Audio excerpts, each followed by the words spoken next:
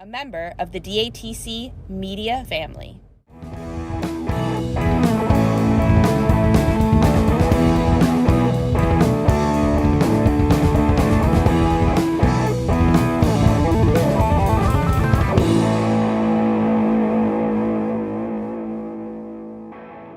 Let's just jump right in then. Let's Cool. start with tell me about the guitarists that have had the greatest influence on you. The greatest. Well, when I answered the question, I said Trey Anastasio and Jake Sininger, of course.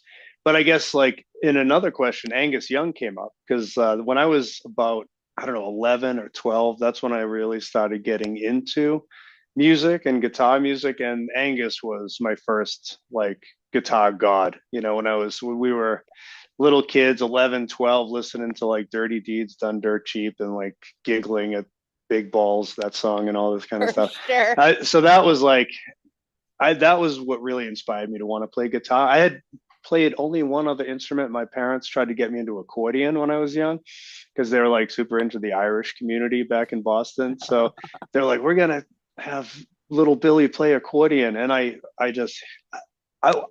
I want to say I hated it, but I think I just, as a child, didn't have the mental capacity at the time to learn music, and I didn't know what to do with this thing. And like the instructor was like this older guy, and he was kind of a hard ass, and probably would have been an awesome instructor for music, but I was just like a little kid, and I had no interest at all. But then when rock and roll happened, and I, started listening to AC/DC and seeing them on, in videos and whatnot. This would have been VHS tapes. I don't know if the viewers remember those. Um, I so do. yes, so that was like the first inspiration, and that's when I ended up. It was like Christmas. I'm like, I want a guitar for Christmas, so I got that and started down the path. I guess like 12, and I was into like AC/DC, and then soon after that, Metallica, Iron Maiden, Judas Priest, all the metal. That was my thing when I was in junior high, and that's really what like started the whole guitar inspiration was the metal shredder guys and that sort of thing. I guess I was into Bon Jovi before that, and more like Bruce Springsteen, sort of straight up rock and roll. And then the metal sort of took over. But then it was probably towards the end of high school, and it must have been the mid '90s when one of my buddies was like, you want to go see the Grateful Dead? And I was like, I don't know anything about I don't think I've ever heard the Grateful Dead. And they were like, oh, you definitely have. You just don't know. And like, so I sat down and he played, I don't know, Box of Rain, Ripple, things like that, Toucher Gray, Scarlet Begonias, probably the songs that I'm like, oh yeah, this is the Grateful Dead. I think I imagined them to be like different with that name, but no, they're kind of like folky country sort of psychedelic hippies. I'm like, this is awesome. So that was a major shift when I started listening to Jerry. So then Jerry became an enormous influence, and like what he still is. I mean, to me and probably everybody else who's in this world of the jam genre, if you want to call it that. So, and then very soon after, it was Fish that I became aware of through the my Deadhead friends. And yeah, when I started seeing, I got to see Jerry once, so I have a little bit of street cred in that regard that I actually did get to see Jerry, even though I came on really, really late, and then he passed away like really shortly after I saw him in '95. So got to do it once with the real thing, and but then it was like, oh well, there's this band Fish that's also sort of doing a similar thing, and I started seeing them and like was completely blown away and captivated by Trey and his. I mean, he's a little different now, but back in the '90s, like he was, in my opinion, one of the best shredders out there. Like I would have put him up against Steve Vai and any of those guys back in the day because he had the shred ability, speed factor back then, but he also had like the melodic sensibility that like you would get from somebody like Jerry, like his ability to play over changes and everything else, and not just like, not just the crazy runs that the metal guys do. And then so Trey, and then like it's like this branching tree. I don't know if I guess for me, when I entered the forest, the dead might be the center of the tree, and then you have fish and widespread panic, and then bands like Humphreys, and that next tier. Sometimes people call it the third tier jam bands or something. I don't know. To me, Humphreys is at the top of the tree, so I started seeing them as well. It would have been later. I wasn't aware of them for in the 90s or whenever, but it was probably more like into the 2000s once I was already in Montana that I started seeing them at some of our venues. And then when I saw Jake, and I was like, this guy clearly listened to the same shit I was listening to growing up. Like I can hear Iron Maiden in his playing, and like all of that, the metal stuff and the prog obviously as well. And I was like, wow, this guy is doing sort of the jam improvisation thing, but at the same time, like he can shred like Ingve. Like, and I'd never seen that before. So then Mhm. instantly I was just like captivated and amazed by him. And I had some good friends who would like kind of brought me into the Humphreys world. Like, you got to see this guy. And yes, and like not to be lost is Brendan. I mean, Brendan Bayless is also incredibly amazing. If Jake wasn't standing next to him and Brendan was the only guitar player at Humphreys, we'd be talking about Humphreys' amazing guitar player, Brendan. So Yep. he's only slightly overshadowed by what Brendan once called him, the human Roman candle, and I think that's like about accurate. So I would say Brendan's a big influence too. Definitely. Um, yeah, and then man, that's the big ones. But Warren Haynes, Derek Trucks, huge fan of those guys, and I really love people like Corey Wong and Mark Lettieri from Snarky Puppy. I really love that kind of stuff too, and Eric Krasno. I mean, I'm gonna forget a million people that I listen to all the time, but I'm very much in the world of the jam and the world of like the funk and the jazz and the progressive sort of side of things lately. That's kind of what I'm really probably the most influenced, and a little bit like country. I play country too sometimes, and like that's a whole insane world too of like Yeah. people with crazy chops and a whole different sort of vibe than the other stuff. So I guess I'm rambling, but it's a lot. Like, what are There- the inspirations? It's like it's daily. It's something new. It's some new album or somebody I discover. So That's the wonderful thing is there's a never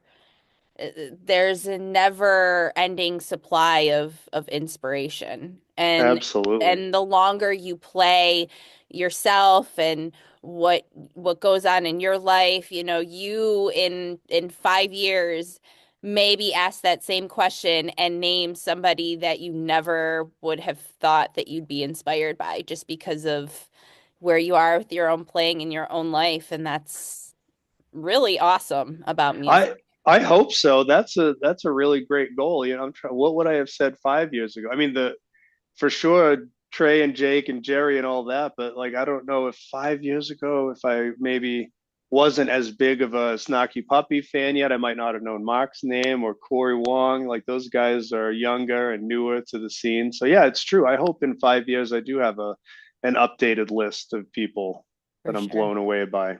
For sure, keeping that evolution going. And it's Mm-hmm. interesting that you brought up Trey. People that know me, people that have been listening to the show for a long time, know that I am not a Fish fan at all. And I've given them a chance. I've gone to 20 plus shows. I've done festivals. I've tried, and it's not for me, but I understand why other people love it. I get it. You have a Mm-hmm. thing and that's great and I'm so happy for you. For me, I love Trey when he's doing literally anything outside of Fish. I That's swear to funny. God, like, and I love Trey. Like, I will give Trey props all day long, especially, being the guitar lover and fanatic that I am. Like, Mm-hmm. I love anything that Trey does outside of Fish. I'm also a big Dave Matthews fan, so I Ooh, love nice. when Dave and Trey they toured together. They worked on Some Devil together. Done all sorts of other stuff together. They have a beautiful bromance. Like, I'm Hmm. so here for all of that The too. Mexico shows. Yes, I mean all of that. I love anything, when Jen Hartswick gets involved with Trey. I mean, that's just a beautiful, wonderful thing. Um, I maybe it's just like the the goofiness of Fish that kind of turns me off a little bit. Like I don't really know what it is totally. But I was like, I have to give my props to Trey, like outside of Fish, because I mean, I Nice. just love anything that he does, outside of that. But it's just like I can't. I've tried, but I can't. I do get it. My wife also likes Trey in Tab. Like she's seen Tab a few times and thinks it's great, and she loves Jen and Natalie and all that, the Yep, horns. But yeah, she's only been to Fish a few times, and she's like, I don't get it. And like it's funny, the goofy thing. It's true. People, link Fish with the Grateful Dead all the time, but I think it's probably a better link to Frank Zappa because it's super totally, weird. And like, totally. yeah, I don't know. I'm a boy who grew up in New England, and there's like a 15-year-old goofy nonsense element to Fish that like it hits me It right makes here, I sense. guess. No, it makes sense. I can definitely see for you and just like getting to know you through this conversation here and reading what you submitted for your Q&A and stuff. Like it makes total sense, and I get why people love it. And there's also that community aspect, which I obviously totally understand, Mm-hmm. and so it's like it's all right, guys. I'll just stay home. So there's more room for you. It's More, yeah, okay. it's already hot enough to get tickets. It's funny. We're talking about the goofiness and like maybe the goofiest song of all time, "Sleeping Monkey." My band played it last night at a show, and we just like it's so funny, like sitting there singing "Sleeping Monkey," and the crowd. I felt like the crowd that we were playing was not like a jam crowd at all. It was like a bar crowd, but like people were like really like interested in this Sleeping Monkey song. Like, what are these guys doing? And we do like a sing along just like they do. We stop playing and like get everyone to sing Sleeping Monkey. So yeah, it's goofy and it's funny, and I don't know, you got to embrace the goofy sometimes, I guess. Definitely. Definitely. I think it's just because I'm also like a self-proclaimed music snob. So I'm like, listen, you got to hook me in the first couple seconds, or I'm done. I'm out. So Right, that's fair. it's all right, though. So talk some more about when you started playing guitar. When did you get your first guitar? So I guess I was 12. It was Christmas. So yeah, I think I was 12. And the thing I got was a Strat. It was like a shitty Strat from, I don't know, Mexico or something. It was not even it wasn't like a Fender Squire or anything. I think it was called Applause, and a little tiny PV amp. And that was my original setup. And I got lessons. The parents were like, you're gonna have to take lessons. We're not just gonna buy this stuff and just have you screw around and end up in the closet. So I took lessons at a local music store in Burlington, Massachusetts, and it was really great. I think that I got a really good, solid foundation from the teachers I had in the first few years. I was still kind of a slacker. Like I still like wish I was more mature back then to like really learn more. Like I didn't really get into like having a clue about music theory until probably 19, 20 years old. So like all these years, just like learning songs and like learning a good foundation. I think when you're learning, it's really important to have somebody there to like make sure your hands are in the right place, and you have good form and like good technique, and when you're playing a chord, strings aren't buzzing, and all those kind of like little details that Mhm. you could overlook if you were just doing YouTube videos. And I use a lot of YouTube videos now. I'm not dissing YouTube, but I think if you're just starting out, it's great to have a teacher. And all my teachers were like metalheads too back then, so I was like, oh, can you teach me this AC/DC song? Like, yeah, like Metallica. I remember like, when I was like, I don't know, 13 years old, I could play like One by Metallica and Seek and Destroy and all these kind of like metally songs, a lot of AC/DC. So that was really, really what got me going. And it wasn't till, I mean, that was a lot of years of kind of being almost thinking like I knew what I was doing because I could play like, Stairway to Heaven all the way through and play the solo. And I was like, I know how to play guitar. And, the best, the the first humbling experience, because hopefully you continue to have humbling experiences in your journey as a musician. But my first one, I must have been 17. I don't even think I was 18 yet. And a friend of mine I used to play music with, who was kind of like a bedroom acoustic guitar guy. He could play some tunes and he could sing some songs. We would play like Pink Floyd and we'd do Led Zeppelin and stuff. Like this was like almost like pre Grateful Dead and Fish for me, but my buddies were already sort of aware of that. But we would just sit around and jam. And so my buddy, his name was Ryan, and he told me, "Oh, these two guys just moved into next door, and they're freshmen at Berkeley, and one's a guitar player and one's a keyboard player, and they're going to come over and jam." And I was like, "Wow, that'll be cool."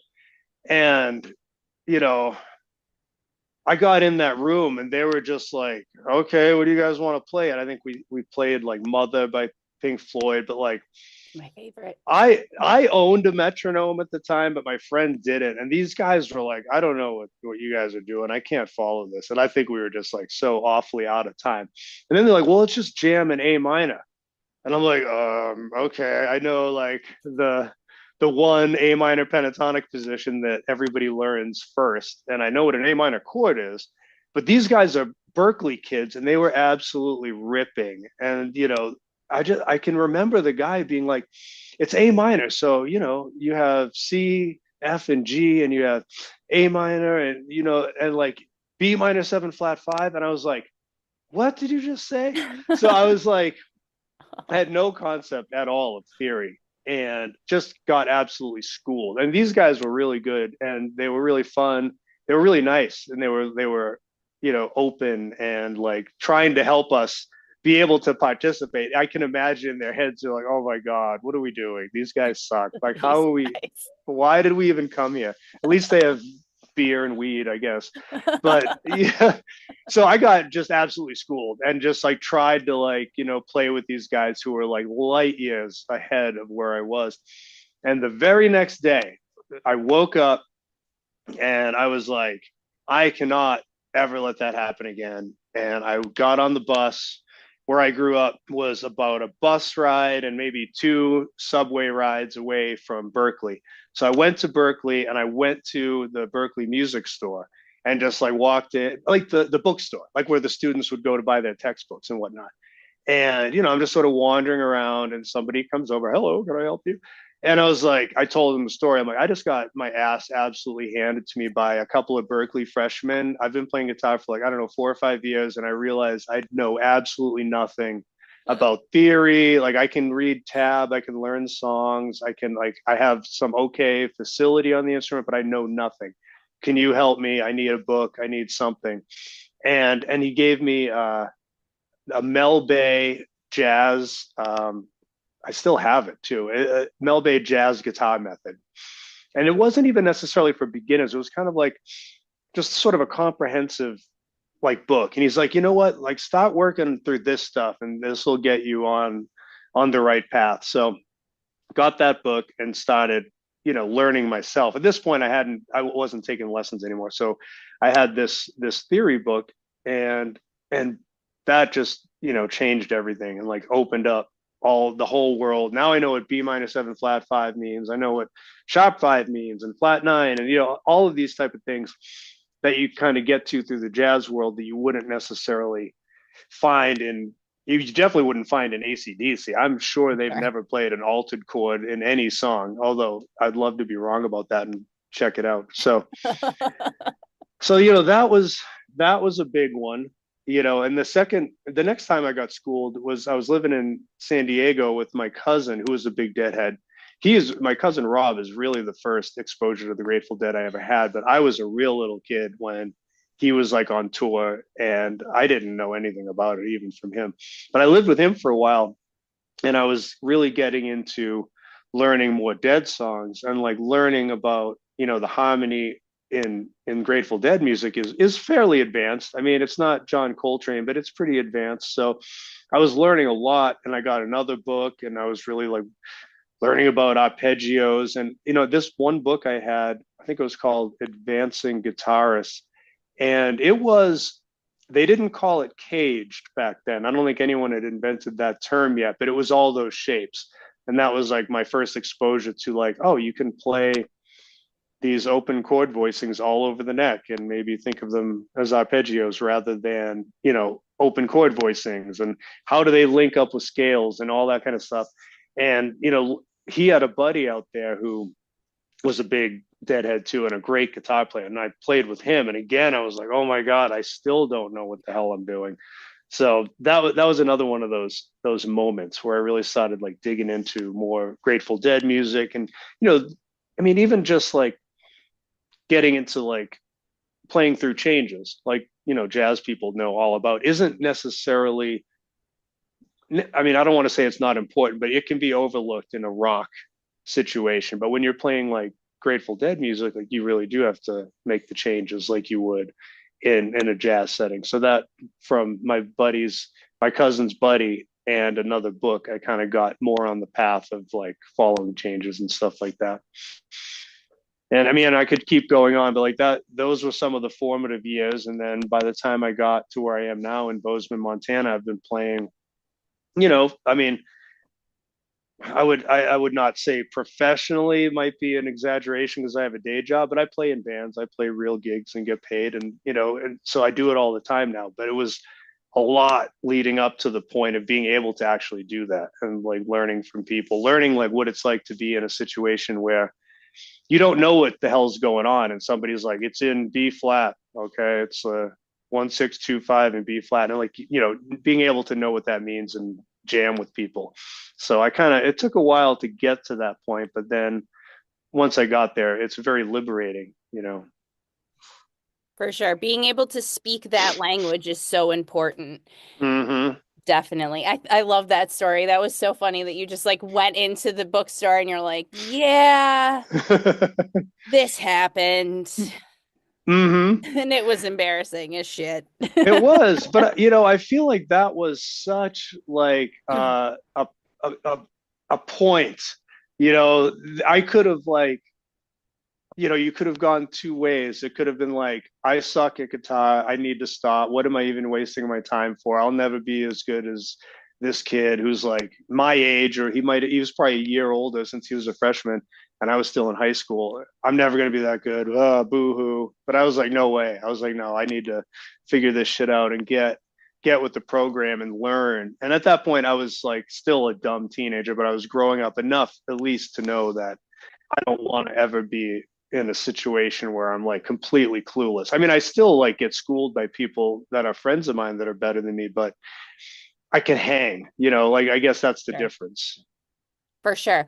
But that goes back to, again, still continuing to evolve and be inspired. Like, it's good that you, even after playing for so long, you are open to continuing to learn and still y- seeing being schooled as not an ego thing and being open to seeing it as an opportunity to learn more, where that happens a lot in just life scenarios, but especially with guitar players, that can happen where they just get so egotistical and they just don't, oh, I know everything, and don't keep themselves open to continuing to learn and be inspired and evolve. It's important. It's so important and it really never ends. And I play in a lot of bands here, and I have one band where I think the youngest guy in the band he's definitely not 30 yet. I don't know if he's 25, 27. And the oldest guy is 70 something. And, even those guys who are in their 70s are still learning. And, like that's all that's impressive when you see that. So I'm like, man, I have a long way to go still. Still, It's like it never ends. Like I'll find something probably this afternoon, like, oh, I've never thought of that before. And it's great. it is great. I would love to know what playing guitar does for you emotionally and mentally.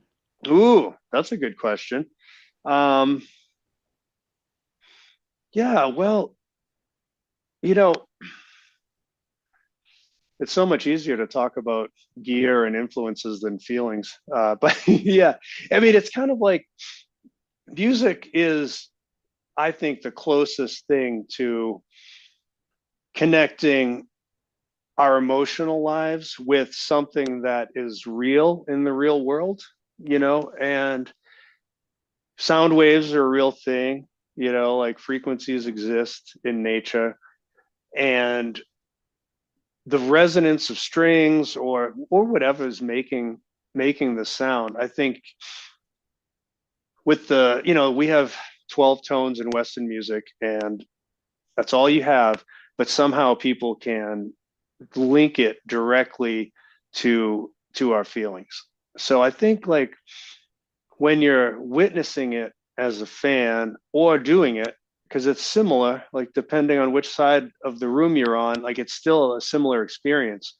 um there's a connection to your emotions when you're playing the right notes in the right way. And what that doesn't even, there is no right, but like I think it's right if you are connecting emotionally with your fans and like putting something out there that gives you a feeling. There's music kind of, I feel like it can touch all of the feelings from like joy, sadness, you know complacency, maybe even, and being unsure, scared, like you can, you have something like super major sounding and it is uplifting, and minor sounding is kind of sad. These are obviously generalizations.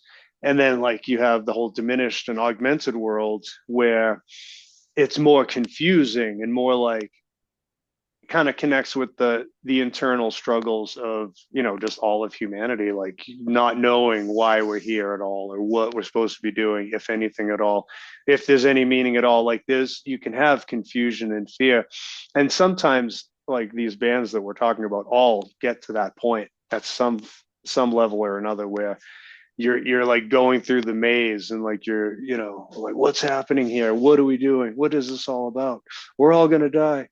And so you can access those types of emotions too. And ironically, it's funny that musically speaking, the symmetrical stuff like diminished and augmented, like those type of scales, which are symmetrical in a way, like when you're lining up the notes, in terms of their frequencies, that's the stuff that sounds the weirdest to us. Like you would think, like I think humans like tend to like symmetry and like straight lines and triangles and squares and the Pythagorean forms, like things that look nice and appeal to us in a certain way. But then musically, like the stuff that appeals to us, it really isn't symmetrical at all. It's like major thirds and like fifths, things that are not as symmetrical as like diminished, which is the same pattern all the way through. And that sounds really fucked up to us. But again, it's like,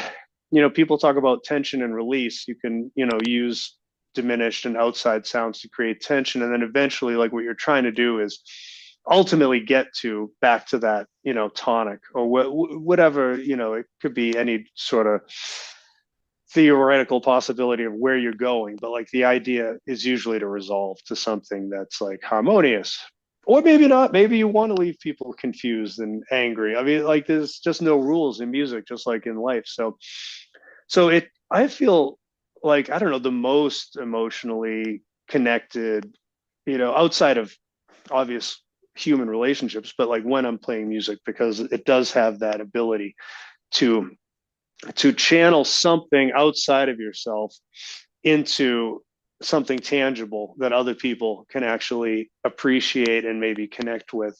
And I don't really mean it in any kind of like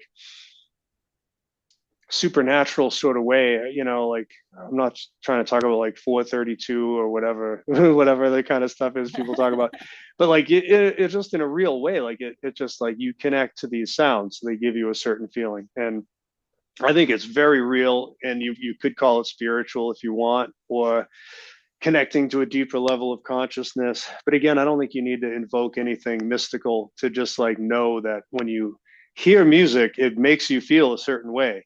I think it was I think in an interview I heard Roger Waters say something like that. They were asking him about the technology. Obviously, Pink Floyd was big into technology back in those days. You see pictures of them in a room with a giant thing, and now, like, you could have it all right It's all here, right there. Yep. but it used to take up an entire room to get all the Yep. stuff that they would do. And somebody was like, what do you think about the criticisms of you guys using all this technology and it's not real music, and you're cheating, or whatever the people were saying about Floyd back in the day. And he's like, none of that matters to me at all, because the only thing that really matters when you're making music ultimately is how it makes you feel. So I thought that was a pretty simple and profound way to describe the whole thing. And he was coming at it, defending their use of technology. And I mean, obviously, the same thing could be argued now. And even with AI music, it doesn't make you feel a certain way. I mean, that's still okay, I guess. So, Yep. It's still um, that's a very interesting fine line. We talked a little bit about that in the interview that I did that was on the show a couple weeks ago. And we talked about, AI art and kind of where is that fine line of it of using it as a tool in the same way that Pink Floyd was using the technology of the time then. I think that's I think that's the right way to use it in terms of incorporating it because there's so much that, does steal from actual artists. It's a whole other conversation and debate and rabbit hole to go down for sure.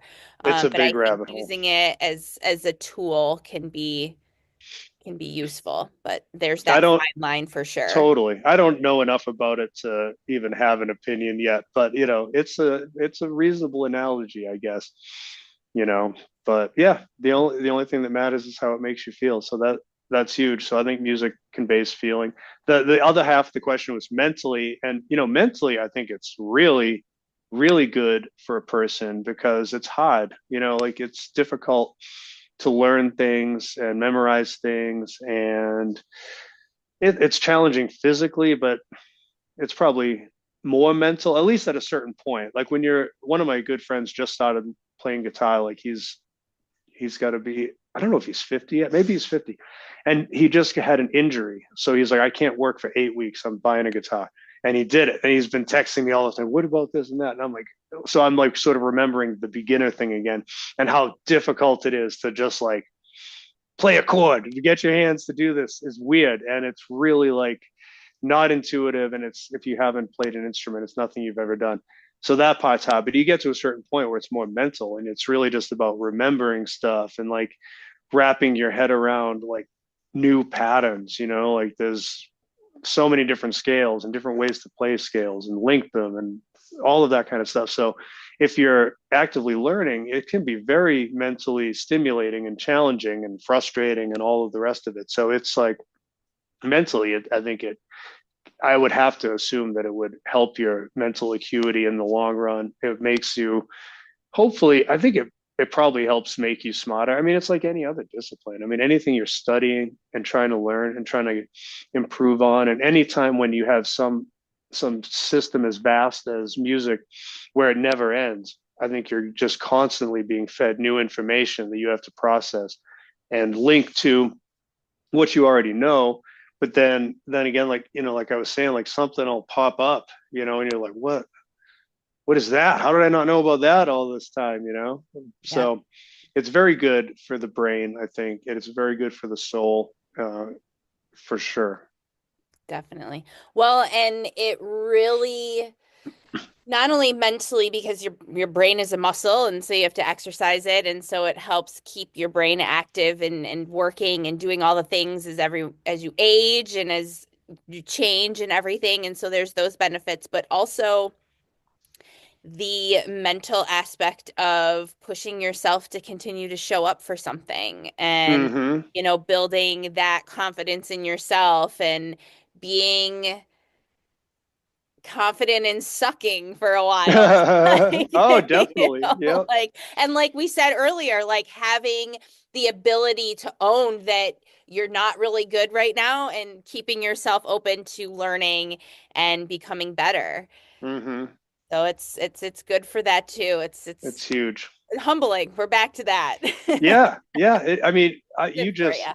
you have to be humble, I think, at any level. I don't know who on the earth isn't humble, because there's always somebody better. I mean, and maybe better is the wrong word, but there's somebody with a more experience, somebody who knows something that you don't know, even if you're, amazing, like the people we've been discussing.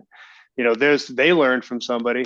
Jake looks up to people, Trey looks up to people. All of these guys are like, they are fanboys of the people that inspired them. So like it's like a lineage, like it never, you can just keep going back into the past and rediscovering things that people were doing like so long ago. And then you can like discover young people doing things that is like the next level of advancing. Like that dude, Mateus Mancuso, like that dude's ridiculous. Like Hmm. who would have ever imagined like a kid shows up and like plays guitar like with every technique imaginable, like it's a bass or like, the finger tap. Like it's insane what people where people are taking it. And it's like it's probably never going to end. But then you watch some people, I'm like, if you played any faster, it would just sound like one steady tone because you can't fit any more notes in. There's only so much you can do.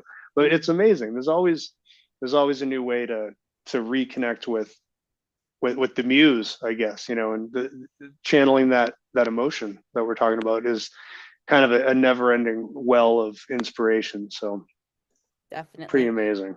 Well, and nice to connect with, again, using a tool in a positive way with social media and like Instagram and Reels and people putting their content out there. I mean, you can just go on your phone now and hit record and make a video and post it. And Mm-hmm. using, again, these tools in a positive way to find these artists and things like that. It's so easy to be inspired now more than ever because of how easy, like you said, YouTube videos and all these things, and finding in these random people that are just playing somewhere small town USA who otherwise you'd never find. Yeah, like in their bedrooms, and then all of a sudden, like it's pretty amazing. And I'm like, I don't know, I'm an old man in that because I'm not really doing it like some people do, but I should probably up my game a little bit. But it's amazing. I love seeing what other people are producing. But I mean, for me, I'm still like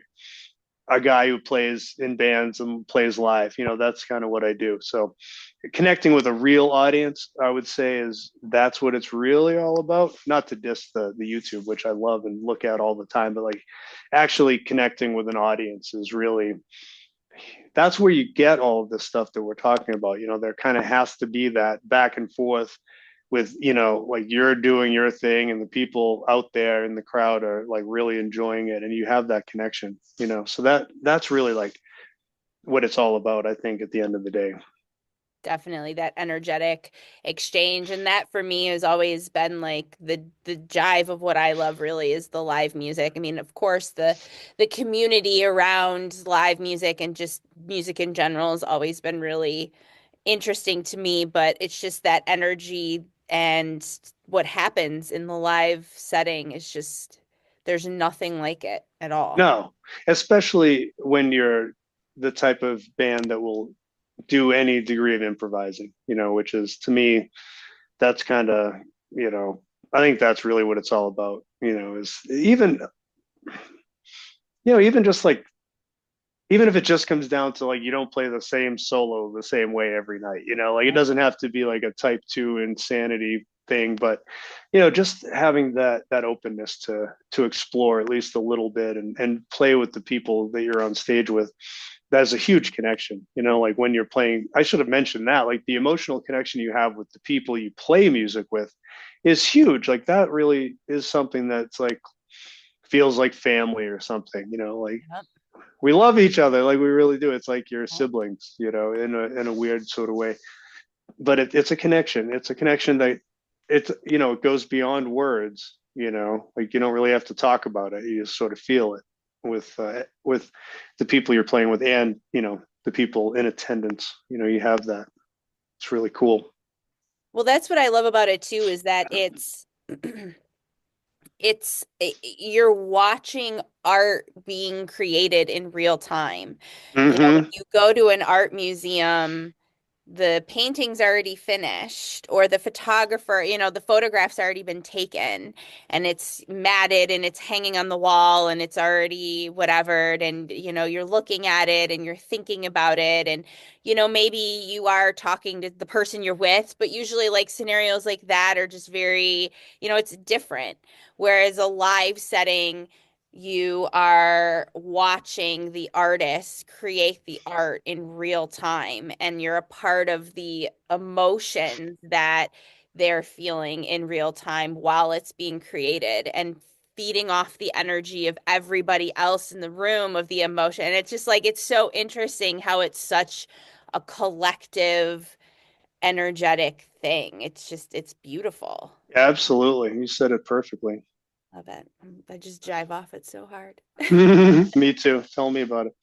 So let's talk about the Jake Blade. Tell Yes. me how it even got on your radar, because as we talked a little bit about it, there it is. I love this cobalt blue too. It's Yeah, gorgeous. it's cool. I don't I know if love it. It matches my shirt. I'm like I might so here have to like for it. hold it up a certain way to be able to get it I in the love it. picture, but yeah, I don't know. I mean, I think it's really cool. It just, I don't know. Does this sound okay? It does. We'll see if it translates into into the recording. Sometimes it doesn't translate well, but I can hear it. Really. Cool. Well, just a little simple. Like that's all it does. It's so simple, but just yet so amazing at the same Hmm. time. At the same time. Yeah, it's really cool. I love that it's like out of the way. Let's see.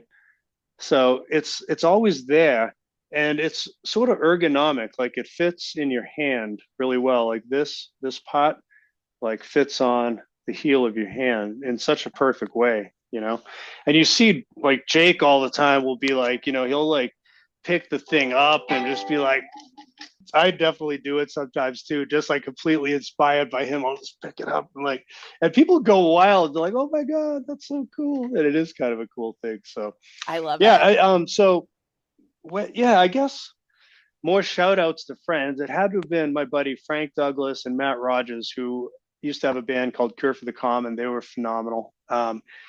And I think I went to my first Humphrey show with them. It would have been in Missoula at the Wilma, Missoula, Montana. It's still a venue that is functioning. They have shows all the time. And yeah, like we were saying earlier, like maybe offline, but about like just being so focused on the gear all the time. Like what is his amp? What is his, what guitars are they playing? I love rig rundowns. I watch all of Yep. those. And so these are like, it's hard to not notice that because it's the whammy bar. I think most people maybe by now know what a whammy bar looks like, but like this thing, people notice, and I noticed, when I was there and I was like, what the hell is that? And my buddies were like, oh, it's a Jake blade. It's like, it's like a whammy bar, but it just sits there in the back so you can just like grab it. And it's sort of the way it was described to me by those guys. And my friend did play like this. He had a Comanche, and he didn't have the bar on it, but he would just like grab behind the saddle there, and Yep. or kind of like, even if you don't have this, you can still like, you can still kind of push on that bridge saddle and get the thing to happen. So they sort of described it as like evolving from people who didn't want to use a whammy bar and just like would mess with their saddle and get vibrato that way.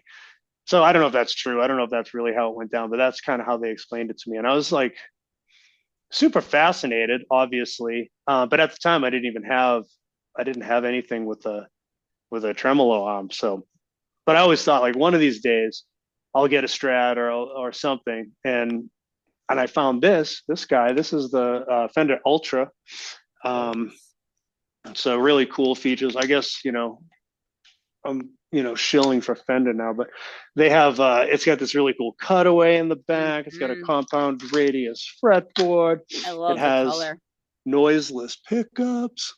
So I got this. And like, I think it was no later than the next day that I like reached out to the RoughGauge folks and Mark Benjamin and you. That's how we met because you were the doing social media, and I think I commented. I'm like, this Ultra thing is a new type of Fender guitar. Like, what size blade do I need for this? And they were very helpful. You were very helpful, and we figured it out. And it's actually, I don't have the specs in my mind anymore, but we sorted it out, and it really wasn't like anything that was that different than the other Fender American Strat. So it ended up fitting, but Mark was going back and forth with me a lot um, on text, and he's like, "Can you send the whammy bar in?" And I didn't do that because I was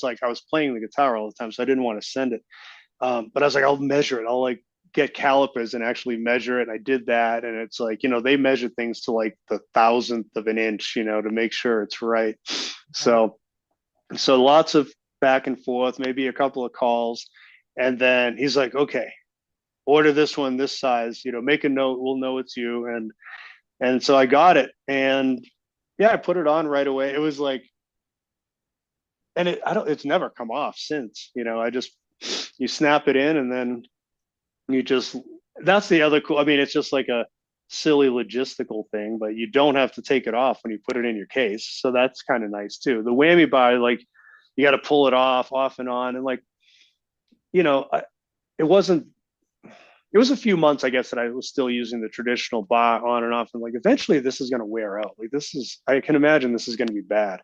But the Jake blade just is a permanent part of the guitar now. It never needs to come off. And I think that's a really cool feature too. And one thing I know about you is that you hate whammy bars and think they look goofy, and I kind of agree with that. So I do like that this thing is completely out of the way. And sometimes I almost forget about it, but then I'm like, oh yeah, like and use it. So it's yeah, I don't have a ton of experience with an actual whammy bar. So like I'm basically a Jake blade, for life type of guy now that I have this and understand and I'm learning how to use it, you know, in that context and not trying to reach for a bar or whatever. So For big sure. fan, big fan. I like it too. I like to remind people that are a little apprehensive at first because I've learned working more closely and extensively in the guitar accessory world how very old school some people are and how very like against and like no way I'm not doing it. It's they're not open to trying anything new. And I always tell people, well, you don't have to break up with your whammy bar totally. Like, this is an accessory. You can interchange back and forth if you feel like you don't want to give it up totally, or there's some songs that you want whatever with that just like you can just add it to your arsenal. It's not replacing anything unless you want it to, because we're totally here for our lifers. We love our life. Absolutely. Yeah, I don't know why you'd go back, but now that you're describing one of my friends who's definitely old school and he's like, I'm too old to learn a new thing. I've been playing a whammy bar for 50 years. I'm like, all right, I get it, but Yep. someday I'll let you try this one and you'll see. Then you'll see you'll be converted. And I love that you mentioned that too about the relationship with Mark, and the back and forth. There does come times with orders where we do have to do that with customers because there will be it'd be off by the tiniest little bit, we have come to find with certain manufacturers and companies and all sorts of different things. And that's what we just remind people is, sometimes we do have to do that back and forth, but it's worth it. And I love that our company is small and really focuses on that too, and making sure that that relationship is there with our customers and with you guys, and you're getting what fits perfectly and you're happy with it. The last thing I have is just letting us know what you have coming up and let us know where everybody can find you online and all that. Cool. Well, on Instagram, Bill Hyland Guitar, and Hyland is Hyland. And Facebook, it's just me, normal.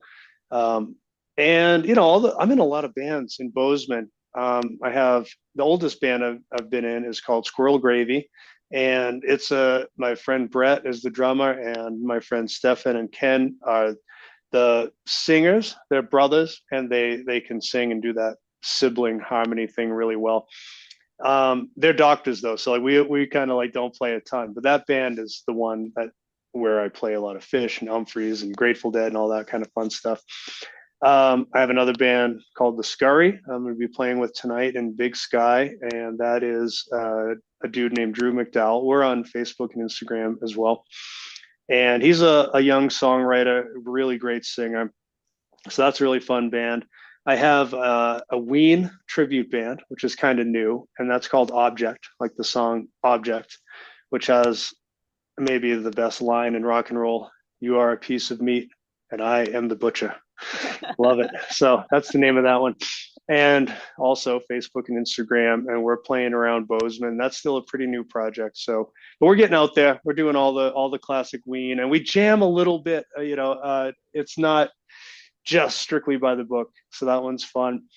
Another new project is the Kaylee Marie Band. And Kaylee is a friend who is from Montana, and she is a very like country oriented gal. And like, she's awesome. She's got a great voice. She writes great originals, and we play, all your favorites. Like we do 9 to 5. We do Mamas Don't Let Your Babies Grow Up to Be Cowboys. We do Whiskey River.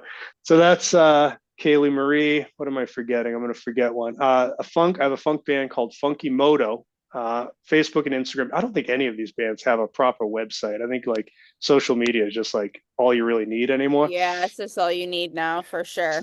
So Funky Moto is really fun. That's a 7-piece horn band. We have sax and trombone and trumpet, and we do a lot of really fun music that's also adjacent to this world we're talking about. We play Lettuce, Soul Live, Grey Boy All Stars, Galactic, and music in that realm, Herbie Hancock and Jimmy Smith for some older stuff. So that's really fun. And I play with a folk band called Raven Roshi on occasion with my friend Charles, who's a songwriter. And that's kind of like, if you know Hermanos Gutierrez, it's sort of that vibe, but with vocals. I hope I'm not forgetting anybody. I fill in with a band called Jazz Cabbage from time to time, but I'm not really in that band. But that's a really fun one where it's a lot of Wolfpack and Fearless Flyers and things of that nature in the funky realm as well. So yeah, I have a lot going on. I still have a day job too, but I play a lot of gigs and do a lot of music around the Bozeman, Montana scene, and occasionally, trips regionally. Many of tours from time to time when I can get away with it. Nice. Love it.